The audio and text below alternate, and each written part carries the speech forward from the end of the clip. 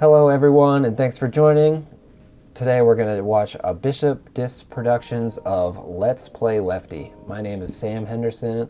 I'm one of the co-founders here at Bishop Disc, and one of my goals for this year was to bring the left-handed community of disc golfers in New England together.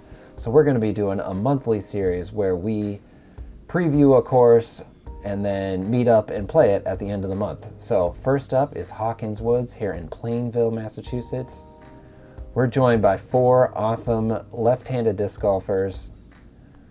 Starting us off is Chris Kulig, who is from Foxborough, Mass. And plays locally at Borderlands State Park. He's here repping Team Tank. And next up on the card is my friend and co-host for the episode, Andres Ripley. Hi everyone, glad to be here. Currently rated 984, play mainly out of Borderland, but on Team Tank. Looking forward to a really fun round today with some of the lefties. Yeah. Next up is myself, currently rated 982. Andres just edged me out as the highest rated lefty in New England, but this will be the first of many battles that we have this year. And I'm really looking forward to playing with another high level lefty. Of course, repping Team Borderland. Of course, and then to finish off the card, we have Mike Lawler, who managed to make it last minute. We're really glad to have him here on the card. 942 rated player, plays for the Maple Diamonds Team Challenge team, and we're really looking forward to seeing some of his shots today. Yeah, so here we are, we're at hole 1. It's a par 3, it's 255 feet, and it's a tricky little tunnel to start off your round. It is definitely a nice little lefty hyzer, but you really want to focus on pushing your disc straight and then having it hyzer off to the right late in the flight. Exactly. So we're starting off here with Chris Kulig throwing his star Cayman. Hits the gap really nicely, gets a nice little skip to the right, and that should definitely be putting. Right, and so we're doing a little interesting format here today. So we're going to be doing alternating partner doubles. So right now on this first hole, Chris and Andres are going to be on a team, and then Mike and Sam will be on a team, and then every hole we're going to mix up partners, but we're going to keep our score as if it's singles. Exactly. So Andres parking it for our first team here. Sam had a pretty good drive there, but just happened to clip one of those late trees and still should have about a 45, 50 foot look. Yeah, that's why you got to really push this one so straight. I thought I hit it perfect, but as soon as you start coming into the right, you're going to find some of these trees that you're seeing on the screen. Sam's putt just a little bit high. I think he got a little wind lift there towards the end, but not a bad putt to start with. Yeah, we did a little practice putting, but I don't think I really warmed up my jumpers. Mike, who had showed up maybe 5 minutes before this, not quite on from 45 feet, but Andres right in the heart to earn a birdie for him and Chris. Exactly. So now we're on to hole 2, par 3, 278. This is actually a pretty tricky hole. You know, there's a couple different gaps you can take off the tee. You'll definitely see some folks taking the left side gap where you want to flip up something pretty high, as we might see Chris go with here.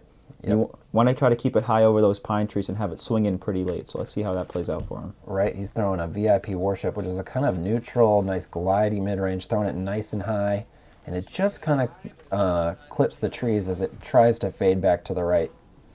Yep, and then I think we're going to see Sam throw his Lucid Verdict here on a similar line. Right, I'm throwing a little bit more overstable to get it to come to the right, but the bad part of that, you see right here, is it's going to skip. It was really cold, and it was a hard ground this morning. Yeah, I'll just still leave you with a putt, though. I'm excited to see how that plays out. And here I am throwing a Glow Champion Rock. I'm actually going up the middle here. It's kind of an easier gap in the wintertime, unless you release it early into a tree like I did. Yeah, you can definitely go left side. I think when I first started playing this hole, I was actually throwing turnover forehand left side, but I've switched kind of throwing mostly hyzer. But this is a great shot. Mike is throwing a Vulture, which is more driver speed, gets high, cuts out, and then really sticks it right near the bin. Yeah, phenomenal drive. So here's Sam from, I think, about 35 feet or so. Nice jump putt, and just a little high left. Yep, not ready with the little straddle jumpers out the car, but Chris also putts a judge. He's got the same look. And doinks it off the front rim. All right, so here I am, stepping up from about 28 feet, a little bit closer than those guys were. Taking my time on my Luna here. I was able to keep it high in the chains. Flashes it right in Yeah. to take the early lead. So Andre starts with 2 down, Mike and Chris with 1, and after back-to-back missed birdie putts, I am not on the scoreboard quite yet. But here we are. It's hole 3. It's a par 3. It's 286 feet, and it's an opportunity to go right to left, which after 2 left to right shots to start the round, I'm going to start with my forehand. It's my most overstable disc. It's the Lucid X Felon. That looks pretty good right there. Yeah, I threw it in, and it came in a little earlier than I wanted to, but it missed the trees and ends up parking it. So I was pretty happy about that. Yeah, and since Sam was my partner, I went with a route I usually don't go with a flippy Star FD that was a little too low, but still kind of in the putting area. Yeah, Chris throwing a Wraith, and doesn't quite get any turn of it out of his hand, and ends up coming in early to the left side. Let's see what Mike does here with his Z-Line Archer. Nice flippy. I want to say it's a mid-range, correct? Yep. Very understable mid-range. It's a very tough shot to try to go late flip on this hole. It's just the hole breaks past quite where you want to go. Mike threw the low line. You can actually throw, if you're going to have to throw a lefty backhand, you can actually throw this high line over the trees, but it's pretty tough, pretty silly, not really obvious to you. Mike with a great par save there for him and Chris. They both had upshots that kind of rolled away from the basket, but way to save par there. Yep. Sam's tapping out his amazing drive for birdie. And so now Sam's on the board, and thanks to my partner, I'm also 3 down at this point. Right, and that is kind of the way Hawkins would score. Is you really want to get your birdies early as we come into hole 4, which might be the easiest one at only 265 feet. Again, breaking slightly left to right. When you're approaching this shot, you want to kind of beat this middle tree, and once you do that, you're home free to the pin. Exactly. And I'm going actually with my Champion Rock again, but I left it a little too nose up, so I wasn't able to get the full flight out of it. Hyzer's out to about 50 feet or so. Right, and then Chris is going to come with a KC Rock. Just flipped it up a little too much, it looks like. There was maybe a slight headwind, but it pushed him off to the left, but it kind of fought through, so he's also going to have a look from that area. Yeah, I think he was pin high about 50. Yeah. All right, I'm bringing my Royal Trust Latitudes mid-range from last year. You've been loving this mid-range. I do. It's really straight with a nice, dependable little fall off to the right at the end of the flight. Can't complain about that. And then Mike here with his C-Line MD3. Also kind of kept it high like I did, and that tends to make him fade off to the right a little too far. Yep. So I think Chris and I are going to be taking my lie over here again, about 50 feet. Here with the step putt, a little too low and left, unfortunately. Right. And that's a putt. That's a putt when you are lining up your little stepper. I assume that it's going to go in. And Chris just missing wide side to the left. Here's Sam with his probably about 30-footer. Gets it to stick. Barely. Just over the front rim. And I'm ecstatic that we get to pick up a stroke on that hole. Definitely. As we come into hole 5, this is one of the toughest holes as a lefty on the course. It's a par 4 and goes 545 feet. There's this double fairway action once you get off the tee. There's an early one to the left. That is for fools. Don't go that way. You want to take a shot and really push deep into this backside fairway where you're going to have a much better look at the pin. So Chris, who I believe has the box, is going to go first, and his partner is, I think I'm his partner in this think round. you are, actually, yeah. Looking forward to his, another Casey Rock. This is a yellow one. It's very understable. He throws it super high, and it absolutely turns perfectly and gets way, way up the fairway. Phenomenal drive there, especially for a lefty. Phenomenal backhand drive there. Probably the best drive I've ever seen. Normally I throw kind of flippy mid-range on this too, but as Chris was my partner and threw such a good drive, I decided to go river a little bit more. So a little too early with the turn, it looks like. I'm going to tickle 2 tree branches and hit the trunk of a tree. And I think in a lot of scenarios I would take that drive, but as Chris is so good. Yeah. And I went with my Innovastar Wraith here, a little too early on the hyzer with my forehand. It's going to leave me pretty pinched off, so hoping my partner Mike here has a slightly better drive with his Nuke SS. Also going with that lefty backhand. Keeps it out wide out of his hand with some good turn. Kind of fights in a little bit early, but gets that pretty good roll out to the middle of the fairway, so we're pretty excited about that lie. Absolutely. Yeah, that's a great spot. Anything that you have with this approach to the basket, it's still going to be tight. It's still going to be a little right to left. and there's still going to be a couple trees in your way, but, to birdie this hole, you have to throw 2 really good shots. Yeah, definitely. Mike's approach hyzers out a little bit early. He's going to leave us kind of with an obstructed, 35, 40-foot look. I'm reaching for a Firebird here, actually, just trying to put some touch on it. Right, you really want to hug the right side of the fairway, and that one looks like it slips out a little left early and gets into that junk. Another one of those are pretty good lies, so. Right. This fairway is so difficult. There's this one tree about 60 feet before the pin that really is such a perfectly placed blocker. If you're hanging it out to the right, the right-handed players can hang a hyzer out to that side of the fairway. This is a classic Sam Henderson shot right here. A little anhyzer with his soft harp. Puts it right under the basket for a pretty close putt. Yeah. Bread and butter turnover harp. Let's see you guys putt from a little bit behind this tree. Oh, I really thought he had that out of his hand. Just scooping out. I'm trying to whip a zone at the basket for fun here because my partner's pretty close. Yeah, we got to give a shout out to our cameraman and editor Craig for risking his life. And actually snags that while shooting the camera. Snags it with his left hand. Pretty good catch. Yep. And there you go, tapping in your birdie there. So Sam's now got 3 in a row. Right, so I'm at 3, Dre's at 3, Chris is at 2, Mike's at 2. And Dre and I are on a team as we head to hole 6. It's only 260 feet, but kind of a tricky little hole. There's not a great backhand line. There's, again, some trees early on the right side, so I'm going to reach for a forehand. I'm going to throw my Lucid Justice. Nice little flex out of the hand and a really good hyzer towards the end, as Justices tend to do, and puts you to about 20 feet there. Yeah, I would take that every time. Of course. I'm reaching for my Champion Firebird here. Felt pretty good on my hand, but it just pushed a little bit straighter than I would have liked and caught some trees a little late and kicked me to the right. So. Such a common result for my throws, too. Like, whenever you get that disc flying up to flat, you end up running out of room. Exactly. Low shot here by Chris, but a crazy skip with this Cayman. Good little roller. That's going to be a little bit of an obstructed 45, 50 footer, it looks like. I've definitely landed there more times than I'd like to admit. And then Mike with his phenomenal, passion shot here. Turnover fairway, slides right under the basket. That's a really touchy shot that he executed. I love throwing a little bit faster disc on a low line to get that turn. Oh, pulled the putt a little bit left, unfortunately. So let's see if Sam can convert this 20-footer. I got it for you, buddy. No problem. 10 out of 10. Will I totally airball. Oh, Lord. That's a tough one for us to be missing. We should not be missing that putt. Not missing that one. So now we've got Chris and Mike have an opportunity to tie us and do. So everybody's 3 down. We've played 6 holes. Everyone's birdied half of them. Whole new ball game. Quite the battle right now. Stepping into hole 7, which is a beautiful par 4, 475 feet. It's basically a straight tunnel shot. I think most people are going to, as lefties at least, are going to want to throw some kind of mid-range or driver that's going to bend a little bit to the left before finishing pretty straight into the fairway. And then from there, you want to usually throw up some kind of putter. It's going to get you inside the circle for a pretty easy tap-in. One of my favorite par 4s on the course for sure. Right.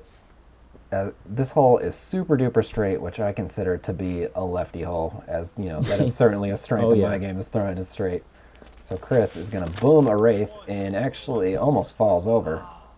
Yeah, the tee pad was pretty icy, and we didn't realize until Chris threw.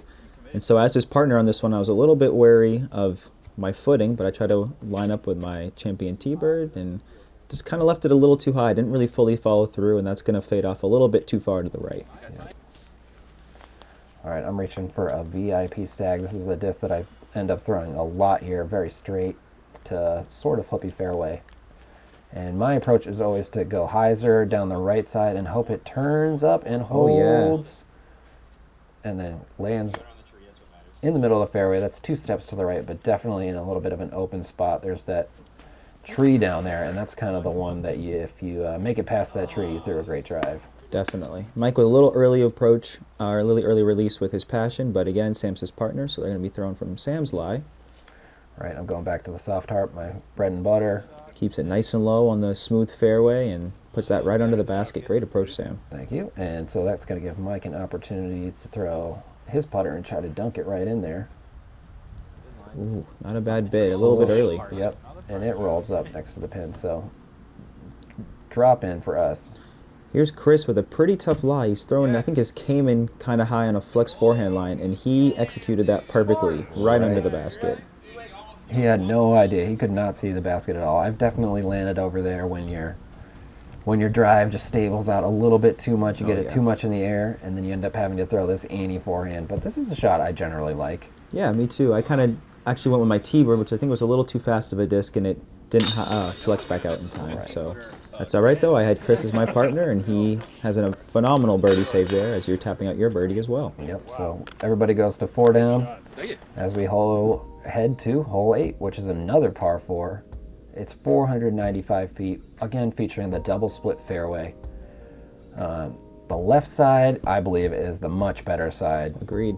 It's just going to set up as a lefty. Much easier throwing a kind of straight to no fade shot. While if you go right, you have to throw a turnover to a blind landing zone and throw a tricky hyzer approach shot. So definitely I always choose to go left side. Let's see if all our competitors go that way as well. Yeah, looks like Chris is actually going with a Star Wraith on a forehand line, it looks like. Yeah, I mean, this is again the point of the video series. I had never seen anybody take this line.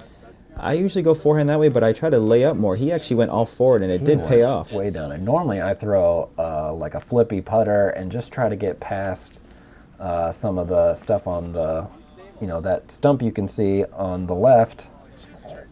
But since Chris threw such a great drive, I decided to go a little crazy and try to throw a roller. It wasn't bad. No. I'm going with a Halo T-Bird 3 here, making sure that I'm not hitting Dixie, because Dixie loves to troll me for some reason. But Dixie the disc golf dog was having an absolute blast. This is a great course for dogs. It's kind of a small parking lot, and half the cars in it are people just out walking their dogs. There's some trails where you won't see anybody. You don't have to worry about hitting anybody on the fairway. Mike's going with the righty hyzer line here, but flips over his Hades a little too early, and that's going to be in the middle of the two fairways, somewhere you definitely don't want to be. Yeah, Mike said he had not been to Hawkins Woods before, so he was playing blind, and I think next time we'll probably see him go this left side. Yeah, I went with my T-Bird again on the approach. Came out a little bit early. I think it's going to be a pretty obstructed 25-footer. Yep, so Mike is going to reach for his passion and absolutely rips it straight down the fairway. This shot looks so amazing. Yeah. I kept yelling partner because my partner was really doing work for me out there. Yeah, absolutely. You'll see it as a reoccurring theme that whoever is Andres' partner plays incredible. Don't know how that happened. Oh, well, I wouldn't complain, so. Definitely not. And again, we just saw Sam with his classic patent pending shot with his soft harp that puts him right up close to the basket for a birdie look. Yep. Chris, with the, only dunking it can improve. It doesn't quite. Mike's passion shot ended up going a little bit past the basket, and his comeback putt is just a little bit short. Here I am also from about that 40-foot look. And my upshot was a little bit obstructed, so that's why we decided to take Mike's lie here to try to get our birdie look. My putt was a little too high and left, unfortunately. So we're going to have to settle for par on this hole. All right, so it's going to give Chris and I a little bit of a lead with 5-4. Yeah.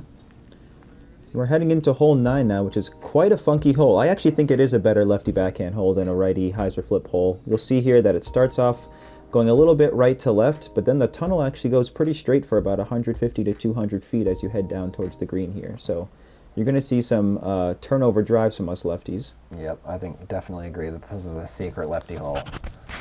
Despite going right to left, I would much rather throw the shot shape. Yeah. We had actually like a sneaky tailwind here. We didn't really realize from the tee pad, and I think that's why Chris's and Mike's discs didn't turn over as much as they would have liked out of the hand. Yeah, you got to really hug the left side of the fairway early. There's the kind of rock wall that you're throwing over.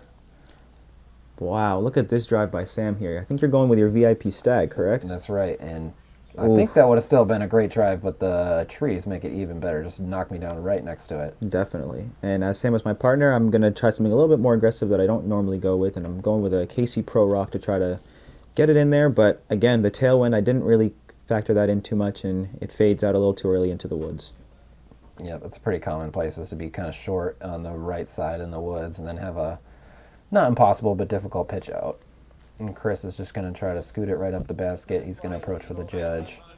There's a little bit of ice, Ooh. but it slides to maybe 25. Yeah, nothing he can't hit. Right. Here's Mike lining up. Another putter approach, and again, a little bit early to the right. Gets over that tree, though. Also should be around that 25-foot range. Right.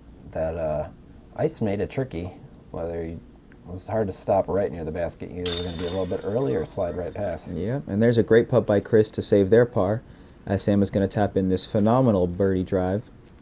Yeah, I think that is either my best or second best drive on this hole. This hole's really, it's pretty tough. So Definitely. Thank you for the tree love, and thank you everybody for joining us on the front nine. We'll be back in another video to see the conclusion for the back nine. But as it stands right now, I got a 1-stroke lead at 6 down over Andre and Chris at 5 and Mike at 4. We got a battle. Stay tuned for the back nine.